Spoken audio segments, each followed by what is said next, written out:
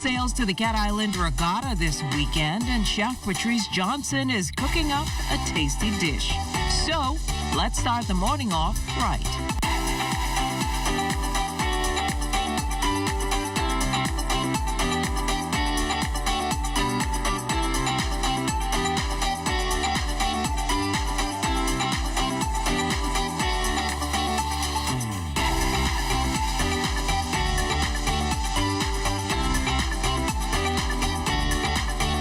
The Morning Edition is brought to you by We Buy, You Sell Company, your leading hurricane impact windows, doors, and tile specialist. Well, give every day a chance to become the most beautiful day of your life. And speaking about beautiful, good morning, everybody. I have the beautiful Jimonita joining me this morning. Good morning and welcome to the Morning Edition. So nice to have you in my company. I was going a little crazy talking to myself. You know, LaDawn has been on vacation for quite some time. I feel like I'm on cloud 9 right now with you here. How you been? I've been great. How have you been? I've been up and down. I still busy body, it sounds still like. getting myself in trouble, but I'm trying to get out of it. I should be good. But we have a great show. Good for you to come back on a Wednesday, a middle of the week. We have a great show in store. We have Chef Patrice Roll from Tipsy's. And guess what she's cooking on? What's on your plate Wednesday? I think it's a crab soup, but it smells good. Crab soup. We are cooking crab soup in stew this morning. The Cat Island Regatta is also on for this weekend. We'll be speaking with some of the organizers from that. But before we get into all of that, we're in a giving mode as normal, Jimmy, and all courtesy of Janae's Uniform Center, this nice gift pack we are going to give away. And let's bring the question up on the screen. Who was the president of the Bahamas Christian Council at the commencement of the Children's Mercy Hostel establishment? Who was the president of the Bahamas Christian Council at the commencement of the Children's Mercy Hostel? And you can call the number 502-3855. Janae is joining with the Children's Mercy Hostel. You know, kids are getting ready to go back to school. They have some kids there. They want persons to go on there, donate, get some uniforms, and make sure that children feel right at home and inclusive with what they go. So we're going to give this away this morning, and we have a story also coming up on the Children's Mercy Hostel as well. But to see how traffic is out there on the streets, you know, I'm checking with Anthony Smith and Corporal Kim. Good morning, Fisher, and good morning, Jimonita, and to the entire Bahamas. A pleasant Wednesday morning to you guys. Your traffic report is coming to you live from Blue Hill Road, just near Golden Sun Drive, and by all indications, it's going to be a busy one this morning, so you might want to get ahead, get out, and get ahead of the traffic. Now with us this morning, as always, is Corporal Patrick Kemp of the Royal Bahamas Police Force Traffic Division. I don't have a nickname for you this morning, Kemp, but how are you? No, good morning, Anthony. Good morning, Bahamas. So, Kemp, you chose this area for one reason in particular, and as we were standing here, I can see you getting irked at the motorist here. So why did you choose this particular location? First, let me say, if you're traveling in the Blue Hill Road South area, you want to be mindful that the road is not in the best condition at this time. You can see that the holes that are in the streets, as far as from AFS Insurance almost to St. Vincent Road. And so I want to remind the motoring public that traveling in this area to please drive with due care and attention. You have a lot of drivers that are riding off the road on the sidewalk to avoid these holes, and in most cases they're leaving their lanes and going into the other lane to avoid these holes. But that's dangerous because you come in head on into that traffic. So the potential for an accident is higher at this time because of the road works that is going on. Again, I want to also encourage the persons or the subcontractors responsible for this area to please assist as best as possible in this effort in having this area rectified, because it is a problem. So we noticed some unusual activity. We noticed some people taking over others, and we also noticed some unusual activity. We peeped some, you know, just sus. That's the word we use. Sus circumstances.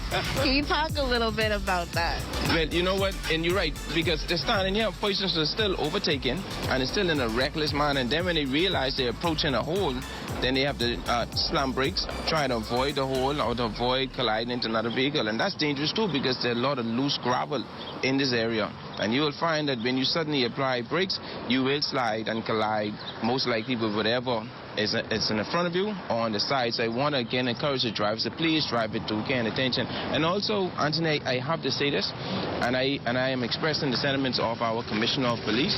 Listen, we have a concern about what's going on our streets, and he has a zero tolerance for traffic offenders. And I want to encourage the persons out there, if you see anything that's out of the norm, anything that's not normal, please report it to us so that almost in real time we can stop these vehicles and do a proper check. Anything that's out of the norm, you see a vehicle that's speeding, that's driving in a reckless or dangerous manner, vehicles that have parts, a lot of car parts in the vehicle, you might want to call that in because they might have just committed some criminal offense, and we need to verify that those items or those persons own. So anything that you see that's out of character on the streets, you might want to report that to us at the same time. Don't take it for granted. And you know why too? You know, we have a concern about what's going on in our various communities. The people know what's going on, and I want to encourage you out there to please report these matters so that we can bring these matters to resolve. All right, well, you've heard Patrick Kemp today. See something, say something, especially out here on the streets. And with that, we're going to toss it back to you guys in the studio. Thanks a lot. We are waking up to 80 degrees, mostly cloudy winds, east-southeast at 9 miles per hour, humidity 75%. Our high pressure ridge continues to build across the islands, while a layer of Saharan dust over the area will help to suppress shower development, causing drier conditions. For the northwest Bahamas, weather sunny, hot and breezy, with a slight chance of an isolated shower, becoming fair and warm tonight with a chance of isolated showers. For the central and southeast Bahamas, weather sunny, hot and breezy, with a chance of a few passing isolated showers or thunderstorms, becoming fair and breezy tonight with a few stray showers possible. And as you can look from our tower cam, everything seems to be looking pretty good on the outside. Today's high temperature 91 degrees Fahrenheit, overnight low of 79. And as we look ahead to the next few days, coming up on Thursday, a thunderstorm expected in the afternoon, and then on Friday, Saturday and Sunday and Monday, when all those regattas will be happening, Cat Island, Acklands, Ruleville. Don't want to forget Black Point as well. It's looking pretty good for the weekend. A young boy was shot in the Fleming Street area at around 10 o'clock last night. Police said the child was taken to hospital where he later died from his injuries. This incident followed another double shooting which unfolded in Yellow Elder Gardens at about the same time last night, with a third shooting taking place hours earlier at about 5:25 p.m. In that incident, another man was shot in the area of West and South Streets. He was taken to hospital by a private vehicle where he later died from his injuries. Defense Force and U.S. officials continuing search and rescue efforts following Sunday's early morning tragedy at sea in which 17 Haitian migrants lost their lives. Deputy Commodore Captain Shondell Pinder says their efforts were hampered on Tuesday. Search efforts overnight did not yield any findings. As we resumed early this morning, we placed our assets into the area with vessels from both Coral Harbor and the Harbor Patrol Unit. We again attempted to utilize the drones, but that effort was significantly hampered by the weather conditions experienced. And so our effort with the aerial drones, the subsurface drone, as well as our divers, weather has really become a factor. I see that there is some clearing occurring right now, and so we hope to resume efforts using all of our resources and continue our search and rescue efforts.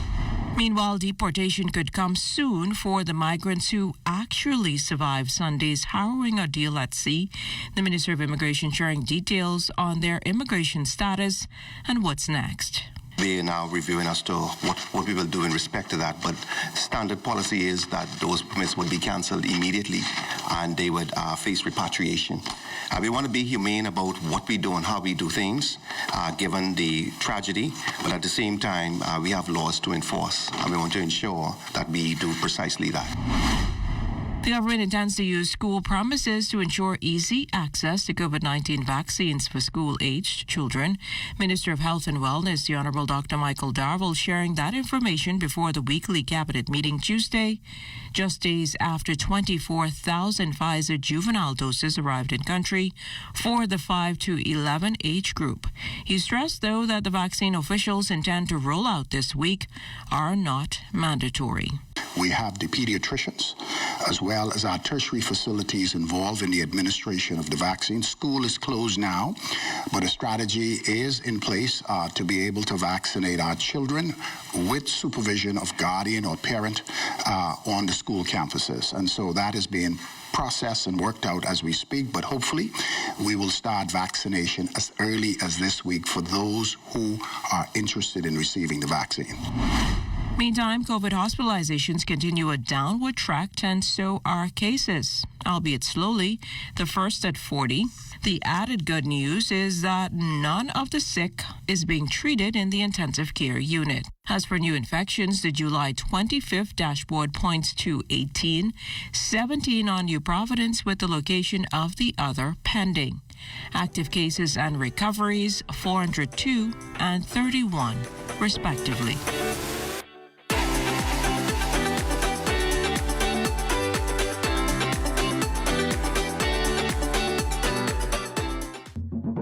For hurricane season, we got impact windows and doors. For protection, just come to our store. Plus we got tiles to pretty up your walls and your floors. We'll help you brighten up for that big bad storm. Porcelain tiles, blank tiles, mosaic tiles, a variety of styles. Before teens get right, they gotta be rough. That's why we got the best deals in the whole Bahamas. Hey, hey. What do you want from a cloud solution? You want flexibility and edge? You want to modernize implications with the ability to deliver new ones with lightning speed. You want an infrastructure that's automated, secure, cost-effective, and scalable. You want to give the end user the freedom they want with the control you need. You can't get all that from just any cloud. You need something better. You need Bahamas Cloud. Contact the experts today at 601-8911 in Nassau or 602-8811 in the Family Islands. In part two of our sit down with Arthur Peet, president of the board of directors of the Children's Emergency Hostel, he talks about improvements to make life better for the children there. Presently talking with some of the retired lecturers from the College of Bahamas who have been teaching courses, care of children, care of the aged, and so they are willing to come and establish for us continuing training, upgrading for the staff so that we won't have any deficiencies. Pete wants to make the hostel better not only for those living at the home, but working there as well. We'd like to get in a situation now where we control the quality of people who work at the home to make sure they have the empathy to deal with children, to make sure they don't bring their problems from home to add to our problems at the home. We find instances where people have come in there with their own issues which didn't help our cause. We would like to establish an ongoing training, upgrading for all the staff on an annual review basis. And he has been president of the board of directors since 1976 and wanting other Bahamians to get involved. My family supports it as our family charity, and we would like to see more people coming along to visit the home, coming along to take the kids out under the supervision of the Department of Social Services so that they can give the kids an outing for an hour, a few hours, a change from the routine, give them a chance to engage with a normal family, and maybe the family may want to adopt them. And the social services provides that opportunity for adoption. If you want to adopt a child from the home, there's a procedure that you can follow. Well, Jimmy, this is your interview coming up. Yeah? Yes, joining us live now, Dr. Tim Rarick is here in Nassau participating in the National Family Week activities, which began on Monday. Good morning, Dr. Rarick, and welcome to the Morning Edition. Good morning. It's good to be with you. Thank you. So tell us, Doc, why are strong families essential to the overall welfare of a country? Well, families are the backbone of society. They're the fundamental unit. And as families fail, then political, social, and economic systems fail. I mean, that's where every child comes into this world, is through a family, whether it's broken or a strong family.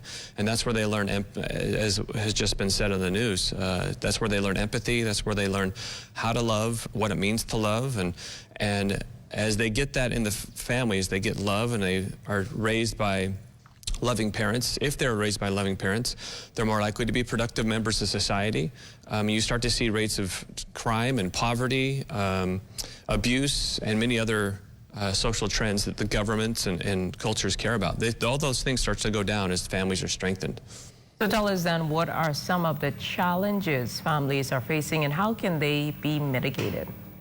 There's a lot of, well, I guess crime and poverty, it's kind of, it's like, what's the chicken and what's the egg, right? What came first? Well, family breakdown leads to more crime and poverty, and crime and poverty leads to more family breakdown. But outside of that, we have quite astronomical rates in a variety of countries that I've tried to advise of out-of-wedlock childbearing, divorce. In the United States, where I live, those things are quite rampant. And so there's a lot of challenges there, but I think a modern day challenge is we have digital immigrants raising digital natives, meaning that you have parents who were not raised with smartphones and high-speed internet access to that, raising children who do have access to that. And that's a challenge because now we're starting to see more social media and entertainment media raising and educating the children much more than mom and dad are. And so that's a very significant challenge that I'm trying to help address as well. And so finally, Dr. Rarick, what are some of your words of advice for building strong families, particularly as you mentioned that breakdown in the communication or digital divide as you referenced a few minutes ago? Well, I believe that every parent means well and does the best that they can. And I don't think anybody starts off thinking, I want to start a broken family, or I don't want, well, maybe they think that I don't want to get married, but typically people start off with good intentions, and I think education helps dispel ignorance. It's been said that the truth shall make you free. I believe it keeps us free from bad ideas and understanding where certain ideas and behaviors lead. So I think the more we can get informed, and one of the blessings of the online digital age is that we have access to information and apps that is really evidence-based and is very helpful. The advice that I would give is, regardless if you have a broken family or a strong family, do everything that you can, and this is why I'm here for the National Week of the Families and to work with Nod Communications and McFam. Is we're all trying to help people just, what's the next level up that we can go? And if I have children, or if I have a spouse, regardless, or I have siblings, what can I do to strengthen that relationship and get outside of myself? And I think really selflessness is going to be the order of the day when it comes to strengthening families. And regardless of the background you come from, I've seen too many people overcome difficulty and become a transitional character. And when you start having 1, 2, 3, and then multiply that significantly, then you start to see a cultural and a social change in different countries. Well, thank you so much, Dr. Tim Rarick, marriage and family expert, who's talking to us about strong families. Thanks again for joining us on The Morning Edition. Thanks for having me. Well, as we head to the break, we take a look back at today in Bahamian history. On July 27th, 1966, the new $85,000 Chamber of Commerce building at the corner of Shirley Street and Collins Avenue was officially opened. On that same day in 2002, sprinter Debbie Ferguson broke the Commonwealth Games 100-meter record with her gold medal run of 10.91 seconds.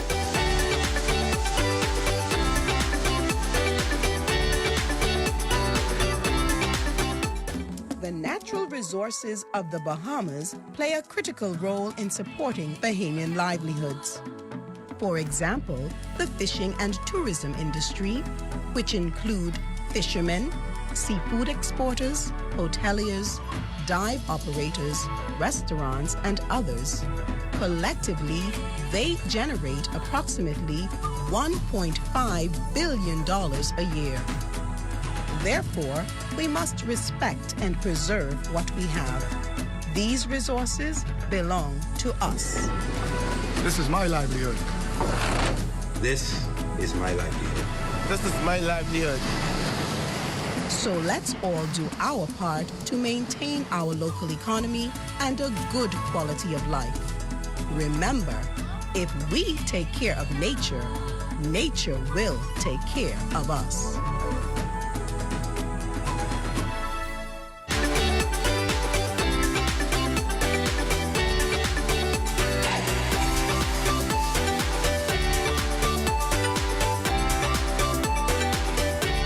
Well, the Cat Island Regatta is coming up this weekend, and joining us in studio this morning is Samuel Smith and Christopher McCoy, both committee members. Good morning and welcome to the morning edition. Good morning. First of all, tell us how our plans for this weekend's regatta. Well, good morning once again, and good morning to the Cat Island community and the Bahamas at large. At this time, we are preparing for our 66th annual regatta this weekend. And this weekend, we are expecting some excellent sloop sailing down in Cat Island. As you may know, we have a number of sloops that will be going into Cat Island, the B class and the C class. And we are expecting some excellent race in Cat Island this weekend, along with some on-land activities. Tell us about some of those on-shore activities that we can look forward to. Yeah, some of the activities include karaoke, Cat Island musical chairs, watermelon eating contest, beer drinking contest, and ever so famous Ugly Man contest, along with Platinum of the Maypole and various entertainments in the night. Some of the artists that will be performing will be Cat Island's own Rocky Anderson and Jamin Raman, alongside Nishi Ellis, Gino D, and Fanchon. How much are Cat Islanders looking forward to this weekend after being out for so long? One thing I could say, Cat Islanders are looking very good for this weekend. We have a number of persons who will be going back home. They're excited to go back home. They're excited to meet up with their family members and they enjoy the down home food and the activities in Cat Island, along with the excited sloop sailing.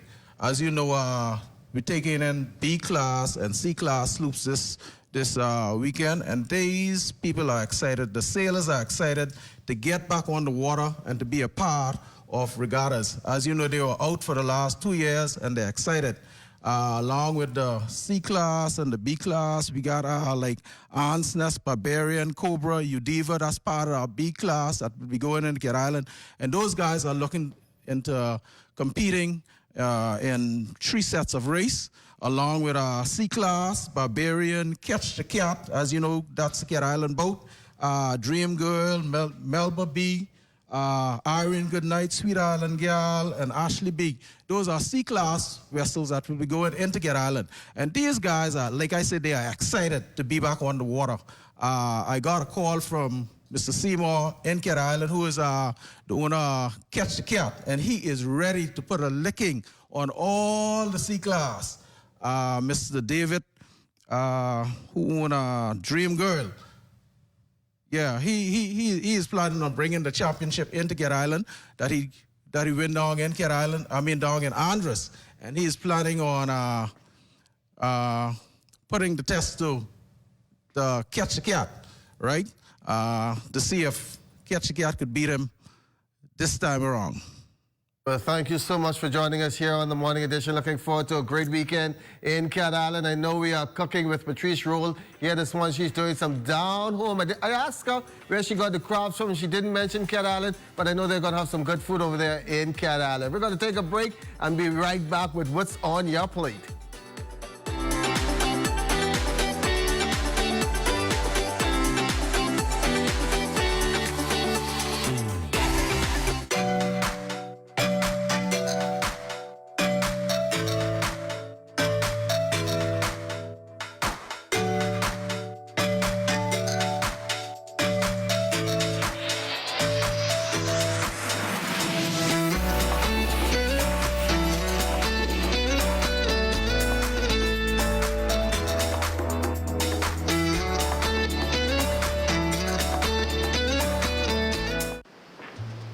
There's a spark of greatness in each of us.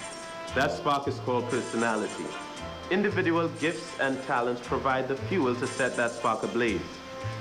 Each child has the right to an education which values their personality and nurtures their talents. while teaching them to be respectful to their parents and their cultures.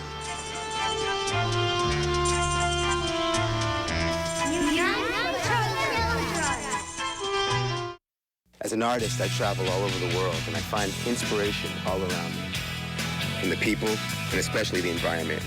I love the Bahamas with all its natural beauty, from Abaco in the north to Inagua in the south, and all the wonderful and colorful islands in between. But we must all do our part to keep the Bahamas healthy and clean, now and for the future generations. That's why I want you to find a little time to do your part. I'm doing my part because I care. Do you? There's a spark of greatness in each of us. That spark is called personality. Individual gifts and talents provide the fuel to set that spark ablaze. Each child has the right to an education which values their personality and nurtures their talents, while teaching them to be respectful to their parents and their cultures.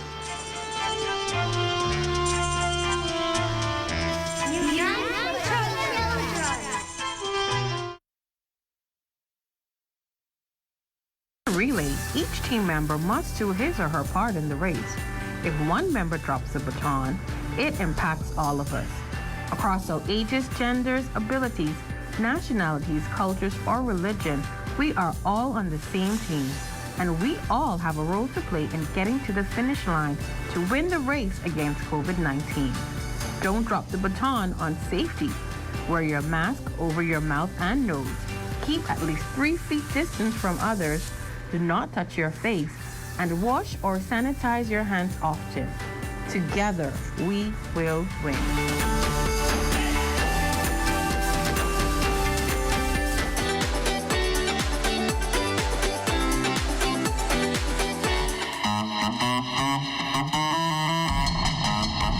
Well, it's On Your Plate Wednesday, Jimmy, and we are joined by Patrice Roll. What island are you from? I'm from Black Point, Exuma. Black Point, Exuma, headed there this coming weekend, and you're making crab soup this morning. Where did you get your crabs from? I want to know. This is... Well, Andres. tell us about what goes into making a good crab soup. Okay, well, we want to start off by frying your fat. You're going to start by adding some of the oil there into the pot. You're going to then start by putting the crab fat in there. You're gonna let that saute down. Then you're gonna add your onions, your thymes, your peppers, whatever else you're gonna put in there. You're gonna let that cook out until it's fried down. Then you're gonna add your meat. I have here some salt beef. Oh, salt beef is good. Ribs, ham, turkey. All that in the soup? Yes, so all that goes. Let's take a peep at how it all came together in your pot. You want to give us a stir and see? I know it smells good. I mean, people who are not even working this morning are now walking into the newsroom when they smell this crab soup. Yes. So no dumplings? Yes, dumplings is also in it. Okay, so what do you like about preparing crab soup? Well, any secret ingredients? What do you enjoy about it? It smells really, really good.